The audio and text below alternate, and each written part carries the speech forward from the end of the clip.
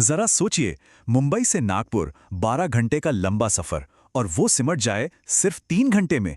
जी हाँ, ये सपना एक बार फिर हकीकत के बहुत करीब आता दिख रहा है। एक बहुत बड़ा बुलेट ट्रेन प्रोजेक्ट जो कई सालों से कह सकते हैं कि ठंडे बस्ते में था, अब अचानक से फिर चर्चा में आ गया है।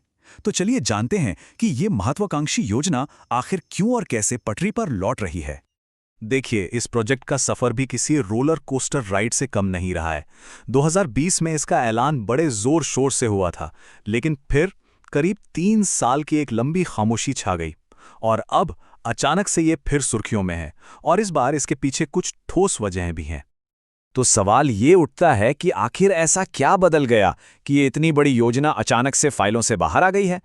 इसके पीछे सिर्फ एक नहीं बल्कि कई बड़े कारण एक साथ काम कर रहे हैं। इस प्रोजेक्ट के दोबारा जिंदा होने के पीछे 3 बड़े कारण हैं। सबसे पहला, मुंबई नागपुर को जोड़ने वाला शानदार समृद्धि महामार्ग अब पूरी तरह से तैयार है। दूसरा, देश की पहली बुलेट ट्रेन यानी मुंबई अहमदाबाद लाइन का काम बहुत अच्छी रफ्तार से आगे बढ़ रहा है, जिससे एक नया कॉन्फिडेंस आया है।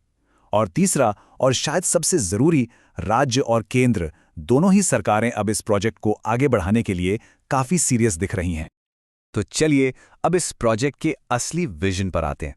समझते हैं कि ये आखिर है क्या और ये महाराष्ट्र के लिए कितना बड़ा गेम चेंजर साबित हो सकता है।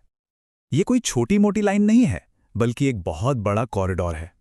ये महाराष्ट्र के 2 कोनों को, मुंबई और नागपुर को सीधे जोड़ेगा, और इन दोनों शहरों के बीच की दूरी है करीब करीब 750 किलोमीटर। और ये 750 किलोमीटर की दूरी तय होगी 350 किलोमीटर प्रति घंटे की जबरदस्त रफ्तार से। जी हां, इसके लिए जापान की मशहूर शिनकनसेन टेक्नोलॉजी का इस्तेमाल होने की पूरी उम्मीद है। और इतनी रफ्तार का मतलब? इसका मतलब है क्रांति। और यही इस पूरे प्रोजेक्ट का सबसे बड़ा आकर्षण है। जरा सोचकर देखिए, आज जिस सफर में ट्रेन से 12 घंटे से भी ज्यादा लग जाते हैं, वो सफर सिमट कर रह जाएगा सिर्फ 3 घंटे का। ये तो दिन और रात का फर्क है। तो सवाल यह है कि इंजीनियर्स इतने लंबी हाई स्पीड लाइन को बनाने की प्लानिंग कैसे कर रहे हैं? इसका जवाब एक बहुत ही स्मार्ट स्ट्रैटेजी में छिपा है। प्लान सुनने में बड़ा सिंपल और असरदार है। इस पूरी रेल लाइन को हाल ही में बने समृद्धि महामार्ग के साथ साथ, यानी उसके पैरेलल बनाया जाएगा। अब क्योंकि ये एक्सप्रेसवे बहुत ही सीधा बना है, यह हाई स्पीड ट्रेनों के लिए एकदम परफेक्ट है। इससे जमीन अधिग्रहण और रास्ते की कई दूसरी मुश्किलें भी अपने आप कम हो जाती हैं। और हाँ, ये प्रोजेक्ट सिर्फ मुंबई और नागपुर के बारे में नहीं है, ये तो पूरे महाराष्ट्र को एक धागे में पिरोने जैसा है। इस रूट पर कुल 14 स्टेशन बनाने का प्रस्ताव है। ये ठाणे और नासिक जैसे बड़े इंडस्ट्रियल शहरों से गुजरेगा, शिरडी जैसे अहम तीर्थस्थल को जोड़ेगा और वर्धा जैसे ऐतिहासिक शहरों को भी इस हाई स्पीड नेटवर्क का हिस्सा बनाएगा। लेकिन हर बड़े सपने की तरह इस शानदार विजन को हकीकत में बदलने का रास्ता फूलों से नहीं भरा है। इसके सामने कुछ बहुत बड़ी इंजीनियरिंग और लॉजिस्टिकल चुनौतियां खड़ी हैं। सबसे पहली और सबसे बड़ी चुनौती है भूगोल।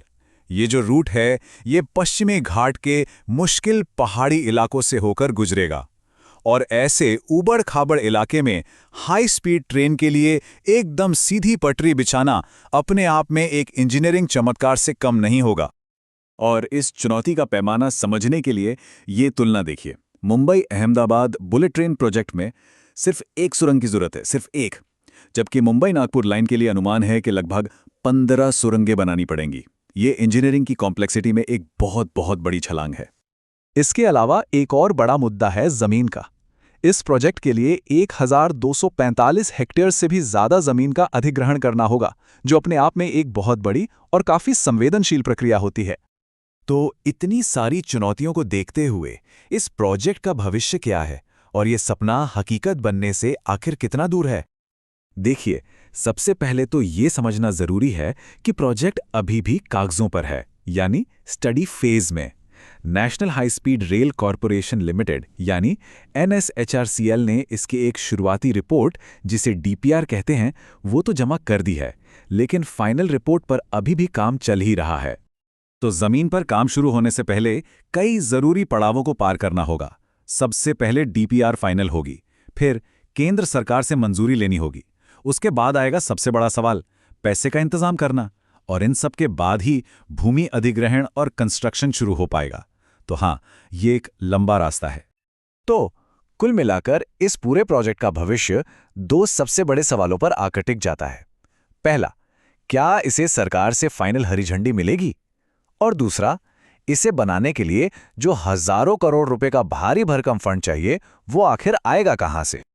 तो अंत में एक बड़ा सवाल यही है कि इतनी बड़ी लागत और इतनी बड़ी इंजीनियरिंग चुनौतियों के बावजूद क्या ये प्रोजेक्ट भारत की हाई स्पीड रेल महत्वाकांक्षाओं का अगला बड़ा कदम बन पाएगा? इसका जवाब तो आने वाला वक्त ही देगा।